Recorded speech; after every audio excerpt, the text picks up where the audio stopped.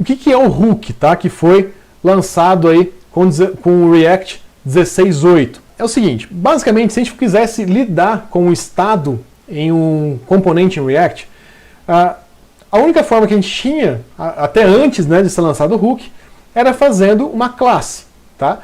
E aí tem uma coisa estranha.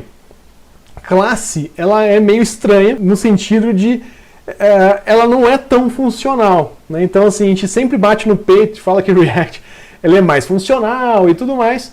E quando a gente fala de classe, classe não é muito funcional. Muito funcional, tá? Tem um monte de gente que vai discordar, etc. Mas se atenham ao termo que eu utilizei aqui, ela não é tão funcional, tá? E aí o que acontece? Um grande detalhe, que se eu quisesse gerenciar o estado aqui, eu definia meu estado aqui, etc. Um valor aqui dentro, e de alguma maneira eu fazia esse valor aparecer aqui dentro, né? Então vamos colocar, por exemplo, aqui this.state.valor. Vou tirar esse link daqui de baixo, só para a gente ver ele funcionando. E vou colocar aqui valor, dois pontos. Então olha só, salvei, atualizei. Ele colocou aqui valor 1. E o que acontece? Ó? Opa! Eu poderia, por exemplo, criar aqui, né? Então, o meu componente montou na tela. Olha a forma como eu estou criando funcionalidade aqui dentro, tá? Vou dar um set timeout. Aliás, set interval. E vou rodar uma função aqui dentro. Tá? Então, a cada segundo, por exemplo,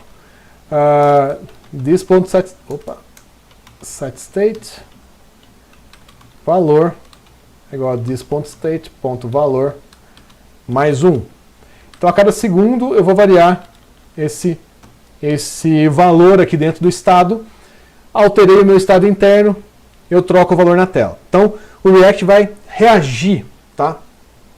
E aí o que acontecia? Isso aqui a gente não consegue compartilhar muita funcionalidade quando a gente faz dessa forma. Por quê? Porque a gente tem classes aqui que não são tão funcionais. E a gente tem um outro problema aqui. Não é recomendado a gente fazer a hierarquia de componente em React, tá? Então, a gente pode fazer, a gente consegue criar ali composição e etc, mas hierarquia não é recomendado. Então, eu não posso criar uma outra classe aqui e dar um extend nela. Não é uma boa prática. E outro detalhe que é o seguinte, isso aqui eu não consigo compartilhar. Então, se eu quiser compartilhar esse trecho de código, eu não consigo compartilhar com uma outra aplicação. E aí, como que é a outra forma que a gente tinha de criar um componente? Eu vou criar no mesmo arquivo só para ficar didático, tá? Então, a outra forma que a gente tinha de criar era o seguinte, eu tenho um counter, que é uma função, e ele recebe simplesmente as props que eu quero. Então, o que acontece? Ó? Vamos supor que eu vou retornar aqui um H1, e eu vou colocar aqui counter é igual a props.counter. Então, é um componente que é uma função. Simplesmente ele recebe props e retorna um componente. E é uma função pura, tá? Uma função bem pura. E aí, se eu quero utilizar esse componente em algum lugar, eu vou fazer aqui counter, vou passar um valor para esse counter, né, que é esse valor que eu peguei aqui de props, como por exemplo this.state.valor. E se eu salvar, ó, eu tenho o counter agora variando também. Beleza. O que acontece é o seguinte, até antes de ser lançado o React 16.8, esse tipo de componente aqui, ele não tinha estado. Então ele era conhecido como Functional Stateless Component.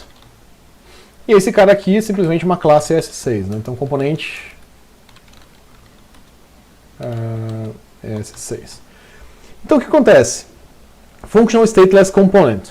Então é um componente funcional sem estado.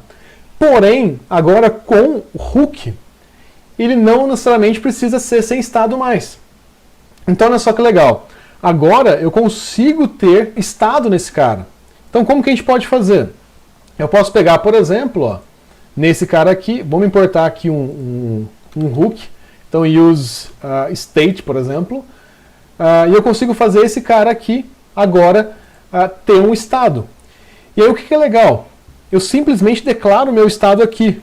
Então, por exemplo, const counter, e eu defino set counter aqui, igual use state, e o valor inicial que eu quero para esse estado. O que acontece? Esse cara aqui, ele simplesmente... essa técnica aqui, tá? Só para vocês entenderem rapidinho, a gente chama de Destruction Assignment. O que acontece? O useState, que é essa função aqui que cria, que é o hook, né, que cria um estado para esse componente, o que ele faz? Ele basicamente retorna um vetor com 2 itens. Na posição 0, ele retorna o contador em si para a gente utilizar, e na posição 1, ele retorna uma função que eu uso para setar o valor desse contador. E aí, olha só que legal, eu posso tirar aqui, ó, eu tirei o props.counter, e eu vou tirar o counter aqui também, ó, para vocês verem funcionando de verdade. Opa, salvar. Por enquanto não chamei ainda o setCounter, mas olha só que legal, o counter está como 0, beleza. O que acontece? Se eu chamar o setCounter, então eu vou clicar aqui, vou criar um botão, mais, e eu posso fazer aqui um onClick, é igual, deixa eu só fazer aqui uma funçãozinha, que a gente vai chamar um setCounter, counter mais 1. Vou salvar. Ó, toda vez que eu clicar no botão, ele adiciona, incrementa aquele estado para mim. Então, olha só, ao invés de ter que fazer essa estrutura toda, eu defino com uma linha o valor que eu quero para o meu estado e como que eu altero esse estado. É muito mais fácil do que eu fazer isso aqui tudo. Eu defino meu estado e depois, de alguma maneira, eu preciso definir o valor desse estado. Então, com hook, tá? Esse useState aqui é um hook, tá?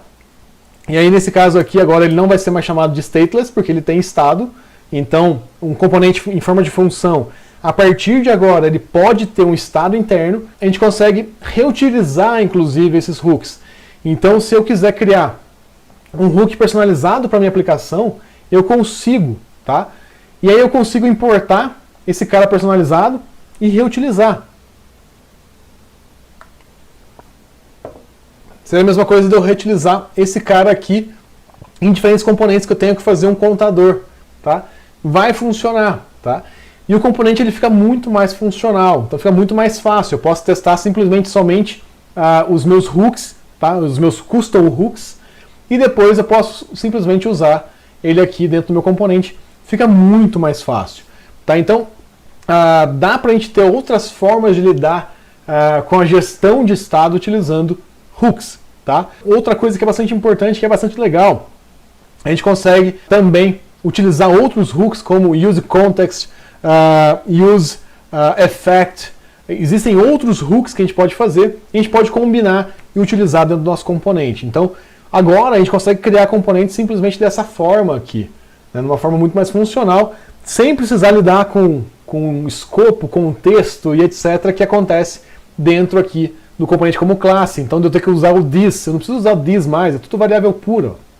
Variável sem acesso a contexto, é tudo, posso fazer tudo com per function, tudo com arrow function, tá? Não tem problema nenhum, tá? Então simplifica muito a criação de componentes, tá? Então é bem legal.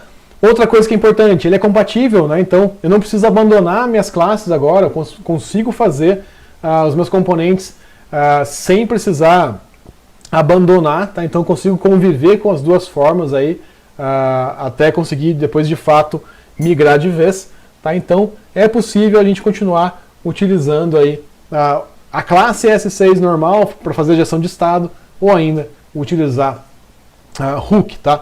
Uma coisa que é bastante bacana, perguntaram se agora com o hook, será que finalmente a gente vai substituir o Redux? Não substituir 100%, mas começou a ficar cada vez mais fácil utilizar o contexto. Tá? Então o Context API, que também era conhecido como New Context API, está cada vez mais fácil, porque agora a gente tem um hook que chama useContext.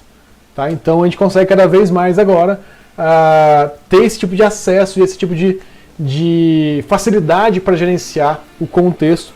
Então está cada vez mais restrito os casos de uso aí de Redux. Mas o Redux continua forte aí no mercado para organizar o estado da aplicação. Tá?